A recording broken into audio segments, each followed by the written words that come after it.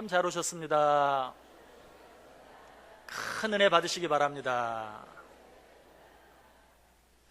오늘도 여러분 모두 정말 잘 오셨습니다. 하나님의 큰 은혜가 여러분 모두 위에 임하시기를 주님의 이름으로 간절히 축원합니다. 오늘 본문 속에는 유대인들과 예수님 사이에 한 가지 논쟁이 일어났던 것을 보게 됩니다. 그 논쟁이 무엇입니까?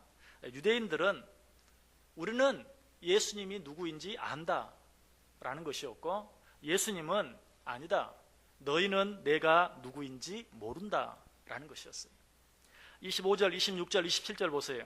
예루살렘 사람 중에서 어떤 사람이 말하되 이는 그들이 죽이고자 하는 그 사람이 아니냐. 보라, 드러나게 말하되 그들이 아무 말도 아니하는도다. 당국자들은 이 사람을 참으로 그리스도인 줄 알았는가. 그러나 우리는 이 사람이 어디서 왔는지 아노라. 그리스도께서 오실 때에는 어디서 오시는지 아는 자가 없으리라 하는지라. 유대인들이 한 말입니다. 유대인들이 뭐라고 말합니까? 우리는 이 예수가 어디서 왔는지 안다. 이 예수는 나사렛 사람이 아니냐. 그리고 이 예수의 아버지는 목수 요셉이 아니냐. 이 예수의 어머니는 마리아가 아니냐. 우리는 이 예수가 어디에서 왔는지 아는데 당국자들은 어떻게 이 예수를 그리스도라고 하느냐 라고 말하고 있는 것을 보게 돼요.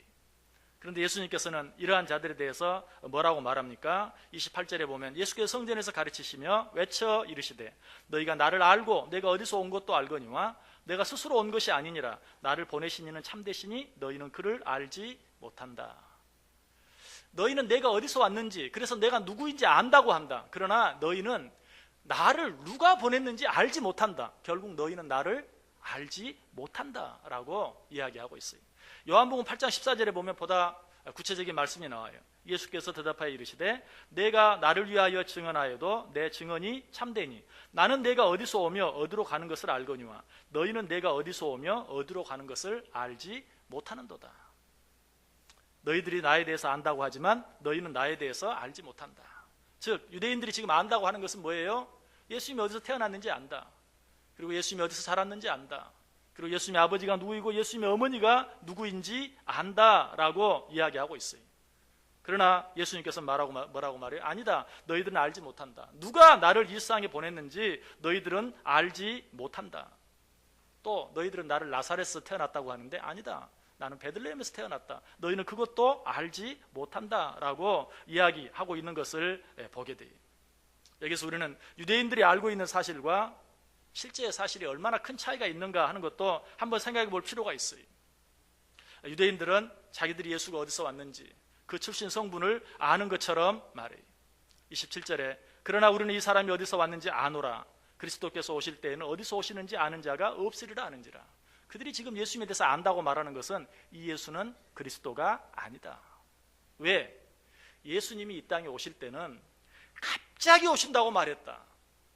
말라기 3장 1절에 그런 말씀이 나오거든요. 만군의 여호와가 이르노라. 보라, 내가 내 사자를 보내리니 그가 내 앞에서 길을 준비할 것이요 또 너희가 구하는 바 주가 갑자기 그의 성전에 임하시리니 곧 너희가 사모하는 바 언약의 사자가 임하실 것이라. 예수님이 이 땅에 오실 때는 아무도 모르게 갑자기 호련히 신비로운 모습으로 이 땅에 올 것이라고 이야기했다. 그러나 예수는 어떠냐?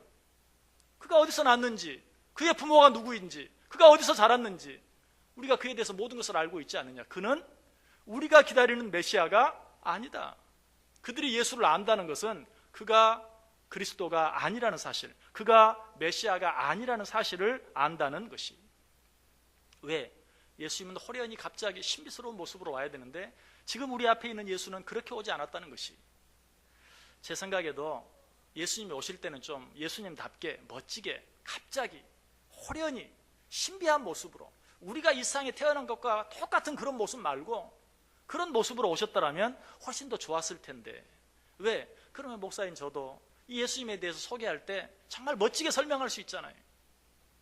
좀 더 신비스러운 방법으로, 우리가 세상에서는 경험하지 못한 방법으로 이 땅에 오신 예수님을 좀 더 멋지게 그럴듯하게 설명하고 설교할 수 있잖아요. 그러나 예수님은 그런 방법으로 이 세상에 오지 않았다는 것이. 그런데 유대인들이 지금 말하는 이것이 언뜻 보면 맞는 것 같아요. 예수님이 갑자기 오실 것이라고 했는데 지금 우리 앞에 있는 예수는 갑자기 오지 않았다. 그러므로 메시아가 아니다, 그리스도가 아니다. 그러나 그들은 하나만 알고 둘은 몰라요. 아니, 하나만 알고 9은 몰라요. 성경이 예수 그리스도 오실 것에 대해서 얼마나 자세하게, 얼마나 구체적으로, 얼마나 여러 번 우리들에게 예언해주고 가르쳐주고 있습니까? 제일 먼저 예수님이 이 땅에 어떻게 오실 것이라고 말합니까? 여자의 후손으로 이 땅에 오실 것이다. 창세기 3장 15절, 내가 너로 여자와 원수가 되게 하고 내 후손도 여자의 후손과 원수가 되게 하리니 여자의 후손은 내 머리를 상하게 할 것이요 너는 그의 발꿈치를 상하게 할 것이니라. 여기서 말하는 여자의 후손, 누구를 말하죠? 예수 그리스도. 예수님은 여자의 후손으로 이 땅에 올 것이다. 그러나 예수님은 여자의 후손으로 오시지만 어떻게? 동정녀 마리아에게서, 처녀에게서 나실 것에 대해서 우리에게 이야기하고 있어요. 이사야 7장 14절에 말하죠. 그러므로 주께서 친히 징조를 너희에게 주실 것이라. 보라, 처녀가 잉태하여 아들을 낳을 것이요 그의 이름을 임마누엘이라 하리라. 여자의 후손으로 오실 것인데 특별히 동정녀, 처녀에게서 나실 것이다. 또 예수님이 어디에서 나신다고 말합니까? 예수님은 유다 지파 가운데 나실 것이다. 유다 지파 가운데서도 다윗의 혈통에서 나실 것이다. 뿐만 아니라 예수님은 유대 베들레헴에서 나실 것이다. 많은 유대인들이 예수님이 나사렛에서 났다고 착각했어요. 왜? 나사렛에서 그 부모들이 살았기 때문에. 그러나 예수님은 어때요? 갑자기 호적하라는 그런 명령에 따라서 호적하러 올라갔다가 예수님은 나사렛이 아닌 베들레헴에서 나게 됐죠.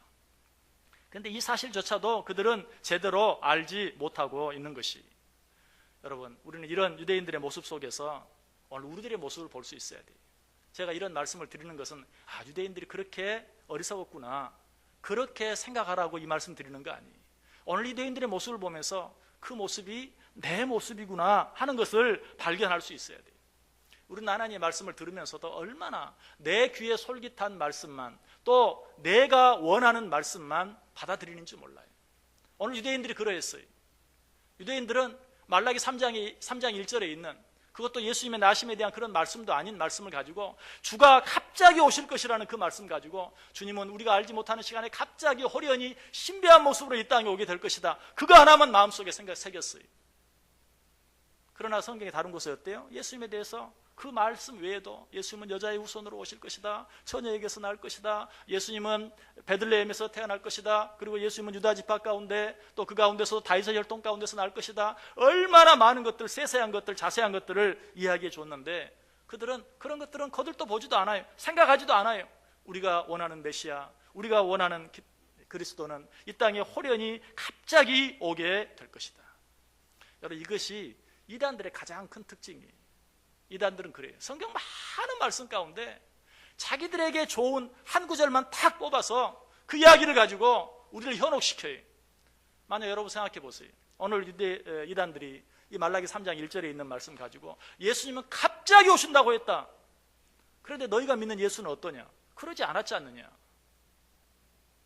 너희가 아는 예수는 아버지 요셉과 어머니 마리아 사이에서 10달 동안 품고 있다가, 그리고 이 땅에 아이로 태어나서 30년 동안이나 아버지의 일을 도우면서 자라다가, 그리고 비로소 내가 예수다라고 말하지 않았느냐? 잘못됐다. 말라기 3장 1절 봐라. 예수님은 갑자기 오신다고 했다. 여러분, 그렇게 말하면 여러분 어떻게 하시겠어요? 아마 그런 이야기를 들으면 금방 저한테 전화할 거예요. 목사님, 우리 옆집에 사는 누가 그러는데 말라기 3장 1절에 예수님은 갑자기 오신다고 했는데 우리가 믿는 예수님은 그런 예수님 아니잖아요. 뭐 잘못된 거 아니에요. 금방 전화가 올 거예요. 제가 말라기 3장 1절 찾아서 읽어봤어요. 정말 갑자기 오신다고 돼 있더라고요. 이단들은 그래요. 그 한 구절만 가지고, 그것이 전혀 관계없는 구절이라도 그 한 구절만 가지고 이야기하면 우리는 거기에 대해서 그냥 넘어가고 말 때가 많아요. 금방 쉽게 유혹될 때가 많아요. 이것이 이단들의 가장 큰 특징이에요. 그러나 여러분 기억하세요. 성경은 반드시 무엇으로? 성경으로 풀어야 돼요. 성경 안에 질문이 있으면 성경 안에 답이 있어요. 성경 안에 예언이 있으면 성경 안에 성취가 있어요. 그래서 이사야 34장 16절에 말하죠. 너희는 여호와의 책에서 찾아 읽어보라. 이것들 가운데서 빠진 것이 하나도 없고 제 짝이 없는 것이 없으리니 이는 여호와의 입이 이를 명령하셨고 그의 영이 이것들을 모으셨음이니라. 성경에는 모두 짝이 있다는 것이. 그래서 성경은 성경으로 풀어야 돼요. 성경에 나오는 모든 질문은 성경 안에서 그 답을 찾아야 돼요. 그럼에도 불구하고 우리는 성경 한 구절만 가지고 그냥 나 느껴지는 대로, 나 편한 대로 그 말씀 받아들이고 그 말씀 이해하고 그 말씀대로 살려고 하는 그런 경우가 참 많이 있어요. 우리가 얼마나 성경에 대해서 많이 오해하고 있는지 한번 생각해 볼까요? 여러분이 누구나 다 알고 있는 마태복음 7장 21절 말씀, 나더러 주여 주여 하는 자마다 다 천국에 들어갈 것이 아니요 다만 하늘에 계신 내 아버지의 뜻대로 행하는 자라야 들어가리라. 여러분, 이 말씀 가지고 어떻게 생각하셨어요? 여러분이 먼저 이런 말씀을 많이 들었을 거예요. 마태복음 7장 21절을 봐라. 주여 주여 한다고 천국 가는 거 아니다. 주의 뜻대로 행하는 자라야 들어간다. 예수 믿는다고 다 구원받는 거 아니야. 예수님께서 원하시는 대로 살아야지. 얼마나 멋집니까? 말은 맞아요. 그러나 주여 주여 하는 자마다 다 천국에 들어갈 것이 아니요 다만 하늘에 계신 내 아버지의 뜻대로 행하는 자라야 들어간다. 여기서 아버지의 뜻이 뭡니까? 요한복음 6장 40절에 분명히 가르쳐줘요. 내 아버지의 뜻은 아들을 보고 믿는 자마다 영생을 얻는 이것이니 마지막 날에 내가 이를 다시 살리리라. 아버지의 뜻이 뭐예요? 아들을 보고 믿는 자, 그것이 아버지의 뜻이에요. 아들을 보고 믿는 자가 영생을 얻는 것, 이것이 아버지의 뜻이라는 거지. 물론 착하게 사는 것은 아버지의 뜻이 아니, 그런 말 아니에요. 그건 부수적인 거예요. 그건 나중 일이에요. 예수를 믿고 구원받은 우리들이 행해야 될 그런 나중 일이에요. 그런데 이 말씀을 가지고 예수 믿는다고 구원 얻는 거 아니야, 착하게 살아야 구원 얻, 아니, 주여 주여 하는 자마다 아버지의 나라에, 하나님의 나라에 들어가는 것이 아니라 아버지의 뜻을 행하는 자라에 들어간다는 말은 아버지의 뜻, 아들을 보고 믿는 자라야 영생을 얻고 구원을 얻는다는 그런 말씀이에요. 또 요한복음 14장 21절에 이런 말씀 나옵니다. 나의 계명을 지키는 자라야 나를 사랑하는 자니 나를 사랑하는 자는 내 아버지께 사랑을 받을 것이요 그도 그를 사랑하여 그에게 나를 나타내리라. 아버지, 나의 계명을 지키는 자라야 나를 사랑하는 자다. 여러분, 이 말씀은 어떻게 해석하세요? 봐라, 하나님께서 우리에게 주신 모든 계명들, 율법들을 그 율법대로 그 계명대로 지켜야 사랑을 받는다. 그러나 여기서 아버지의 계명, 나를 보내신 이의 계명을 지킨다는 것, 그것은 무엇을 말합니까? 요한일서 3장 23절에 말해요. 그의 계명은 이것이니 곧 그 아들 예수 그리스도의 이름을 믿고 그가 우리에게 주신 계명대로 서로 사랑할 것이니라. 그의 계명은 이것이니 곧 그 아들 예수 그리스도의 이름을 믿는 것, 그리고 나서 그가 우리에게 주신 계명대로 서로 사랑하는 것. 우리가 있어 선하게 살고 착하게 사는 것, 하나님이 원하시고 기뻐하시는 일이, 그러나 그보다 더 우선적이고 중요한 것이 있어요. 그 아들 예수 그리스도를 우리의 구주로 믿는 것이, 그것이 그의 계명 가운데 첫 번째 가장 중요한 계명이라고 우리에게 이야기하고 있어요. 또 고린도전서 15장 58절에 보면 그러므로 내 사랑하는 형제들아 견실하며 흔들리지 말며 항상 주의 일에 더욱 힘쓰는 자들이 되라. 항상 주의 일에 더욱 힘쓰는 자들이 되라. 여기서 말하는 주의 일은 어떤 일일까요? 항상 주의 일에 더욱 힘쓰는 자들이 되라. 여러분, 어떤 일 생각하세요? 여러분들이 지금 하고 있는 여러 가지 많은 수고하고 애쓰는 일들, 봉사하는 일들, 여러 가지 많은 일들 생각할 거예요. 물론 그런 일도 당연히 주의 일이에요. 그러나 가장 우선적인 주의 일이 있어요. 요한복음 6장 29절이 말이에요. 예수께서 대답하여 이르시되 하나님께서 보내신 일을 믿는 것이 하나님의 일이니라. 가장 중요한 게 뭐예요? 가장 먼저 해야 될 게 뭐예요? 가장 핵심적인 게 뭐예요? 첫째도 둘째도 셋째도 우리를 위해 이 땅에 오신 예수 그리스도를 나의 주님으로 믿는 것이. 그런데 우리는 어때요? 그런 모든 말씀들을 믿으면 뭐해? 사람답게 살아야 구원받지. 사람답게 살아서 구원받는 거 아니에요. 구원받은 자들이 사람답게 살아야 되는 거예요. 구원받은 자들이 그리스도인답게 살아야 되는 것이. 먼저 구원받는 게 먼저 예수 믿는 게 먼저예요. 태어나지도 않은 사람이 어떻게 선한 일, 착한 일 하며 살겠어요? 아니, 부모가 누구인지도 알지 못하는 자가 그저 세상에서만 착하게 산다고 어떻게 그 사람이 잘 산다고 말할 수 있겠어요? 부모를 부모로 알고 사랑하고 공경할 줄 알아야 비로소 우리는 그 사람이 착한 사람이라고 말할 수 있는 것이. 한 구절만 더 생각해 볼게요. 빌립보서 4장 13절. 내게 능력 주시는 자 안에서 내가 모든 것을 할 수 있느니라. 여러분은 언제 이 구절을 생각하고 언제 이 구절을 사용합니까? 하나님이 내게 능력 주시면 내가 못할 것이 없다. 능치 못한 일이 없다. 어떤 힘든 일도 감당할 수 있고 기적적인 일도 일으킬 수 있고 환자도 낫게 할 수 있고 등등, 이런 부분으로만 생각합니까? 아니, 물론 하나님 우리에게 그런 능력 주시면 우리가 그런 일을 행할 수 있어요. 기적적인 일도 행할 수 있어요. 하나님이 능력 주시면 할 수 있어요. 그러나 이 말씀 속에는 그보다 먼저 바로 그 앞에 있는 구절, 빌립보서 4장 12절에 나는 비천에 처할 줄도 알고 풍부에 처할 줄도 알아. 모든 일, 곧 배부름과 배고픔과 풍부와 궁핍에도 처할 줄 아는 일체의 비결을 배웠노라. 그리고 나서 뭐라고 말해요? 내게 능력 주시는 자 안에서 내가 모든 것을 할 수 있느니라. 여기서 말하는 모든 것은 1차적으로 정말로 비천에 처할 줄도 알고 배고픔에 처할 줄도 알고 어려운 가운데 처할 줄도 알고 그런 일들이 내게 있다 할지라도 하나님이 내게 능력 주시면 내가 능히 감당할 수 있나이다 하는 그런 의미. 하나님이 내게 능력만 주시면 그냥 아무도 못하는 일 내가 척척 해나고 기적이 내 앞에서 일어나고 이런 일들은 다 의미예요. 가장 중요한 것은 내 힘으로는 도무지 감당할 수 없고 견딜 수 없고 참을 수 없는 일까지도 하나님이 힘 주시면 내가 참고 견딜 수 있나이다. 이 말씀인 것을 우리가 생각해야 돼요. 그런데 우리는 그러지 못해요. 모든 말씀들을 그저 내 생각에 나 좋은 대로 내 편한 대로 그냥 귀에 들리는 대로만 생각하려고 해요. 오늘 유대인들이 그러했어요. 예수님에 대해서, 메시아에 대해서, 그리스도에 대해서 여러 가지 많은 예언들을 주었어요. 여자의 후손으로 올 것이다, 또 처녀에게서 날 것이다, 또 유대 베들레헴에서 날 것이다, 유다 지파에서 날 것이다, 다윗의 혈통에서 날 것이다. 그러나 다 생각하지 않고 다 빼버리고 우리가 기다리는 예수님은 갑자기 호련히 오실 것이다. 그런데 이 앞에 있는 예수님은 갑자기 오지 않았다. 그러므로 그리스도가 아니다, 메시아가 아니다. 세상 사람들이 그렇죠. 예수님을 믿지 않은 사람들이 그렇죠. 예수 믿으세요. 예수님 참 훌륭한 분이죠. 2000년 전에 저 이스라엘에 오신 분 아닙니까? 참 목수의 아들로 태어나서 어렵게 사셨지만 참 좋은 말씀 많이 하시고 참 좋은 일도 많이 행하셨죠. 정말 성인이시죠. 예수님을 아는 것처럼 이야기. 그러나 그것은 예수님의 일생 가운데 아주 작은 아무것도 아닌 그런 부분이, 그런 부분을 가지고 이야기하면서 나 그 예수님 존경합니다. 하지만 예수님을 성인으로 인정하는 것이라면 몰라도 구세주라니요, 구주라니요, 이를 위해 구주라니요, 그건 좀 지나칩니다. 성경에 대해서도 마찬가지. 소위 성경에 대해서 안다고 하는 저도 많이는 아니지만 좀 읽어봤습니다. 제가 고등학교도 미션 스쿨 다녔고요, 등등 우리 주위의 친척 가운데 목사님도 있고 장로님도 있고 누구도 있고 성경 또 저도 나름대로 읽어봤습니다.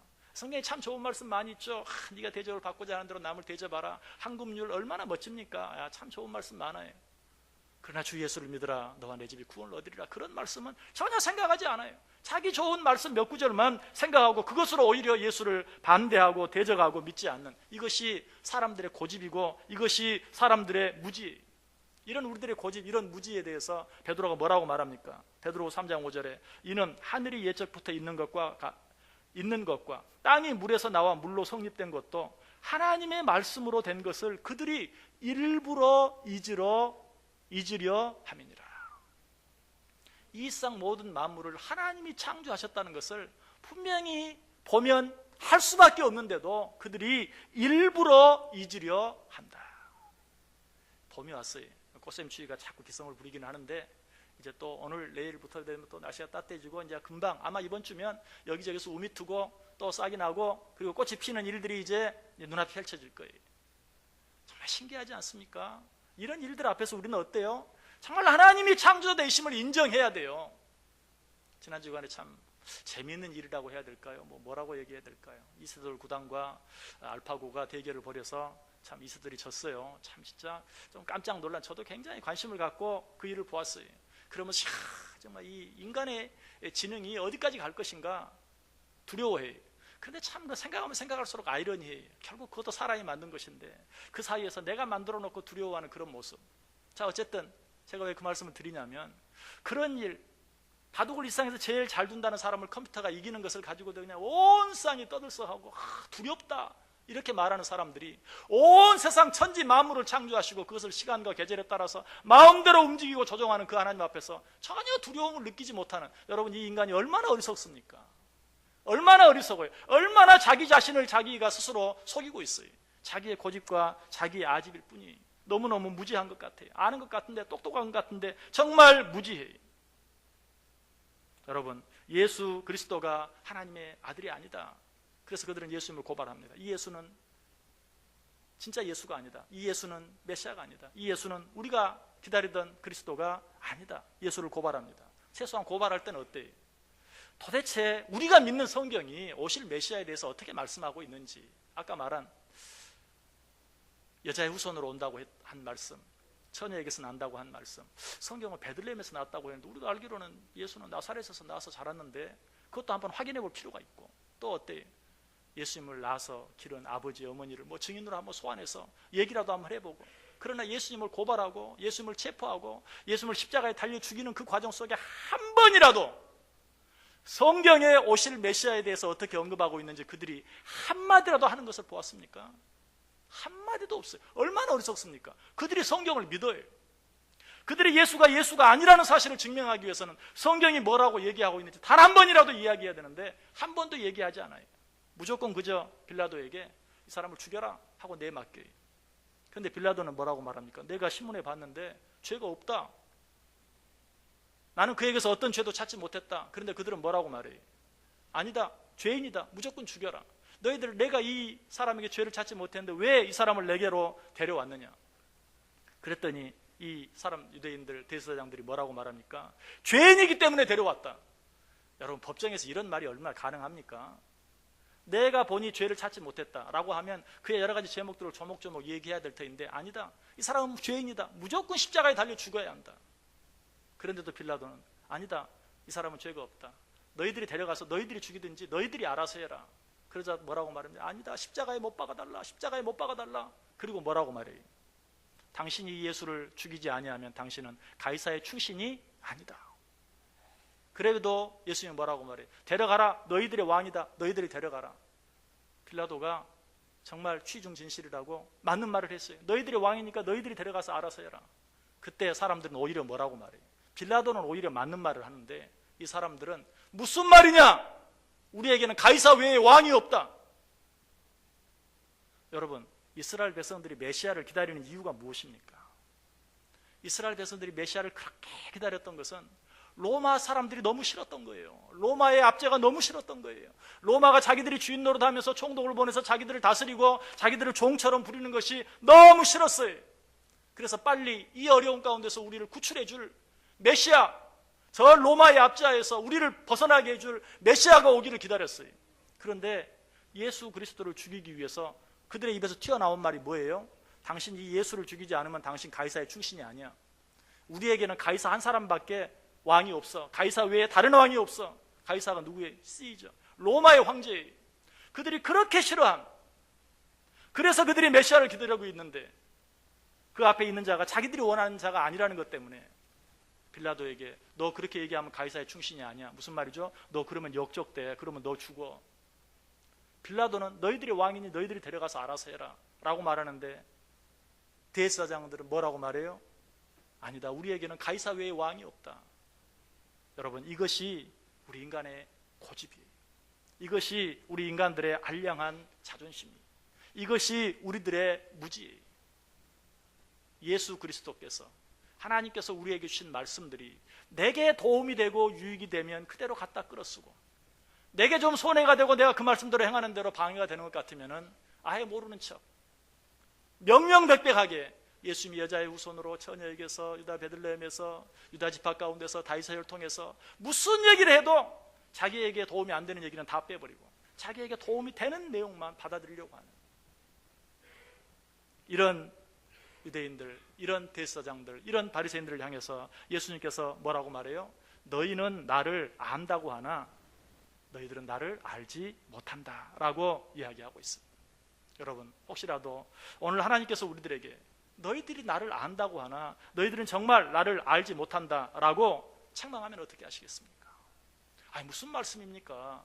내가 오늘 주일이어서 우리 주 되신 예수 그리스도 하나님께 예배하기 위해서 이 자리에 나와 하나님께 예배하고 있지 않습니까? 내가 예수님을 알지 못한다니요? 내가 하나님을 알지 못한다니요? 그게 무슨 말입니까? 어떻게 그럴 수가 있습니까? 여러분, 내가 정말 천지를 창조하신 하나님을 믿고 그 하나님께서 나를 사랑하셔서 하나밖에 없는 아들 예수 그리스도를 이 세상에 보내주시고 그 예수 그리스도로 말미암아 나의 모든 죄를 대신 지시고 십자가에 달려 죽게 하시겠다면 여러분 가운데 비록 좀 힘들고 어려운 일이 있다 할지라도, 여러분 마음에 들지 않는 일이 있다 할지라도 어떻게 그것 때문에 원망하고 불평할 수 있어요? 하나님이 나를 만드셨고 그럼에도 불구하고 그 은혜를 알지 못하고 마음대로 살았던 내 죄를 용서하시고 나를 또 한 번 사랑해 주기 위해서 하나밖에 없는 아들 예수 그리스도를 십자가에 달려 죽게까지 하셨는데 내가 정말 그 하나님의 사랑을 알고 그 예수 그리스도의 은혜를 안다면 어떻게 지금 나로서 이해할 수 없는 상황이 있다고 해서, 내게 좀 손해가 되는 것처럼 보이는 일이 있다고 해서 어떻게 하나님을 원망하고 어떻게 하나님을 불평할 수 있어요? 오늘 우리가 하나님께, 하나님 나 하나님 압니다. 하나님 나 예수님 압니다. 하나님 알고 예수님 알기에 내가 여기 있습니다 라고 말하면 하나님이 그렇게 물으실 거예요. 그런데 어떻게 너는 나를 향해서 그렇게 조금만 힘들고 어려움을 원망하고 불평할 수 있느냐? 그저 뭐 조금 너희들에게 유익이 되는 일이 있으면 감사하고 찬송한다고 하면서도 조금만 힘들고 어려우면 그냥 감사 찬송이 다 사라져버리고, 어떻게 그런 네가 나를 안다고 말할 수 있느냐? 네가 나를 안다고 말하지만 너는 나를 알지 못한다. 오늘 말씀 가운데 보면 이 말씀을 예수님께서 어떻게 하셨는가? 28절에 보면 예수께서 성전에서 가르치시며 외쳐 이르시되. 여러분 참 특별한 표현입니다. 예수님이 많이 외치셨을 것 같죠? 그러나 아니, 성경에 예수님이 외쳐 말씀하신 경우는 서너 번 정도밖에 나오지 않아요. 그것도 두 번은 예수님이 마지막 십자가상에서 외치신 말씀이고, 그리고 그 한 가지 가운데 하나가 오늘 본문 말씀이에요.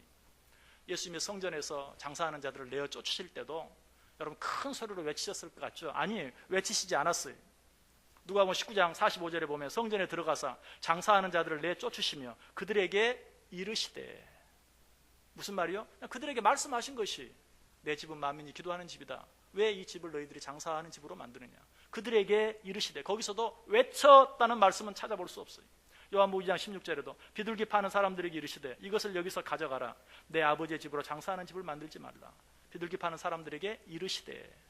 그러나 오늘 말씀, 내가 예수를 안다, 저 예수는 그리스도가 아니다 라고 말하는 자들에게는 뭐라고 말해요? 외쳐 이르시되 너희들이 나를 안다고 하나 너희들은 나를 알지 못한다. 여러분, 이 말씀이 오늘 내게 주시는 말씀이 아닌지 한번 확인해 보세요. 요한복음 9장 41절에 무서운 말씀이 나옵니다. 예수께서 이르시되 너희가 맹인이 되었더라면 죄가 없으려니나 본다고 하니 너희 죄가 그저 있느니라. 하나님, 내가 주를 안다고 오늘 이 자리에 나와서 하나님 앞에 예배하고 있습니다. 그러나 나는 정말로 그 주님 앞에 온전히 감사하지도 못하고 찬송하지도 못하고, 하나님을 믿는다고 하면서도 조금만 힘들고 어려우면 하나님 원망하고 불평하고, 감사하고 찬송할 때보다 원망하고 불평하고 살 때가 훨씬 더 많았음을 고백합니다. 하나님 용서해 주옵소서. 이 모습으로 이 자리에 있어야 돼요. 하나님, 내가 주를 압니다. 그러니까 이 자리에 나왔죠. 하나님, 내가 주를 알기 때문에 내가 얼마나 주를 위해 많이 수고하고 했습니까?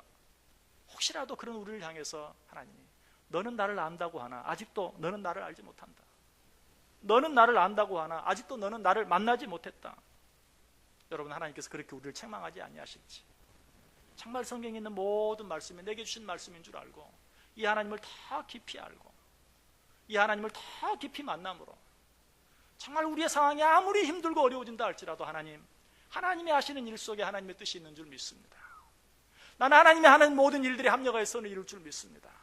천지를 창조하시고 지금도 그것들을 다스리시는 주님, 하나님께서 이 모든 일들을 형통케 하실 줄 믿습니다.